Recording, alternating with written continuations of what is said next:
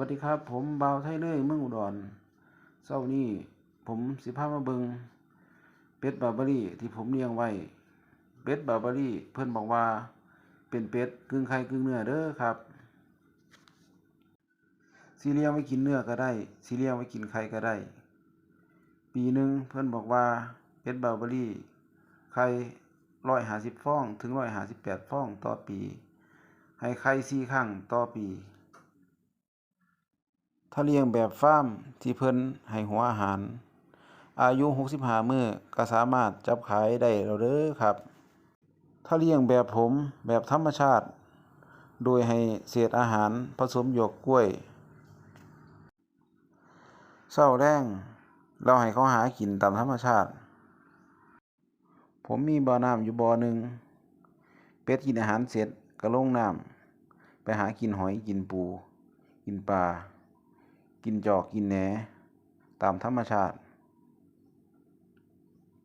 สิจับขายได้ก็5-6 เดือนพู้นเด้อครับเพราะว่าผมเลี้ยงแบบธรรมชาติบ่ได้ให้หัวอาหารก็บ่แม่นว่าบ่ได้ให้หัวอาหารเลยผมก็ให้หัวอาหารช่วงที่เป็ดยังน้อยอยู่คืออายุบ่เกิน1 เดือนผมก็เลี้ยงอนุบาลด้วยหัวอาหารก่อนพอเป็ดครบ1 เดือนผมก็ให้หากินตามธรรมชาติหากินตามเป็ดใหญ่หากินจอกกินแหนกินสาหร่ายกินปูกินปลาในน้ำขยายเร็วเร็วเลี้ยงแป๊บเดียวจาก1เป็น8เป็น9เป็น10แป๊บเดียว20 30ตอนนี้30ตัวยังบ่ทันรวมลูกน้อยรวมลูกน้อยก็ประมาณ40ตัวเลี้ยงแป๊บเดียวครับเป็ดบาร์บารี่เลี้ยงง่ายแต่ไข่เป็ดก็เบิ่งดีๆครับบางตัวก็ดีไข่ในที่เฮาให้ไข่บางตัวก็ไปลักไข่อยู่ในป่าสั่วเฮาสิพ้ออีกทีเป็ดแม่เป็ดก็พาลูกน้อยออกมา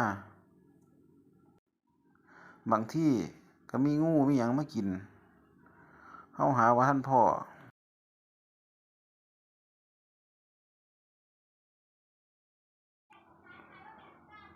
ปลาก็หกครับย้อนว่าเลี้ยงแบบธรรมชาติสั่วสิพ้อไข่เป็ดหกคักหกแน่งูก็หลายตัวเงินตัวทองก็หลายเบิ่งตัวอย่างตัวนี้กว่าสิมาพ้อไข่เป็ดไข่ได้3ฟองแล้วฝนก็ตกห่ำจักสิฟักบ่ฟักหรือสิเน่าก็บ่รู้จักคือกันมาเบิ่งอีกแม่หนึ่งครับมาแอบไข่ไว้ในป่าไข่จนกกไข่จนไข่ได้15ฟองแล้วกกไข่ใกล้สิออกแล้วผมจังมาพ้อฝนตกห่ำเมื่อคืนจักสิเป็นจั่งใดมาเบิ่งครับมีอยู่15ฟองย้านแต่งูย้านแต่ตัวเงินตัวทองมากินครับป่ามันหกเลี้ยงแบบธรรมชาติแบบพอเพียง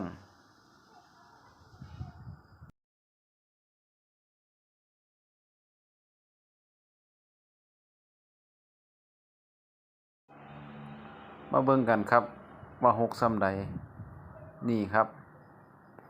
หกคักหกแน่ห่านก็มีครับเลี้ยงไว้เตือนภัยเตือนงูเตือนหมาเผื่อมีงูมีหมาเข้ามาเพิ่นไข่ได้4ฟองไข่แล้วก็เอาหญ้ากกไว้เมื่อคืนฝนตกห่ำย้านแต่ไข่มันเน่าครับจักสิฟักได้บ่ฟักบ่ได้ย้านมันเน่าก่อน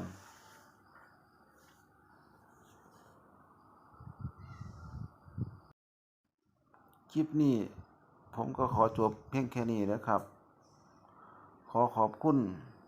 คนที่ติดตามขอบคุณครับ สวัสดีครับ